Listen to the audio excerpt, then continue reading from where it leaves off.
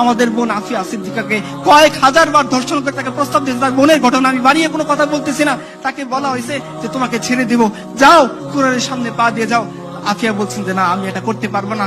তো আফিয়া, তার বোন বলতেছিল যে আফিয়া তার স্বপ্নের মধ্যে রাসূলুল্লাহ সাল্লাল্লাহু আলাইহি ওয়াসাল্লাম আসছেন, এসে জিজ্ঞাসা করতেছেন, আল্লাহ রাসূলকে জিজ্ঞাসা করছেন আফিয়া, ইয়া রাসূলুল্লাহ, আমার এই ইমতিহান, এই পরীক্ষা কবে শেষ হবে? রাসূলুল্লাহ সাল্লাল্লাহু আলাইহি ওয়াসাল্লাম বলেন, এটা তোমার ইমতিহান না, এটা আমার উম্মতের পরীক্ষা।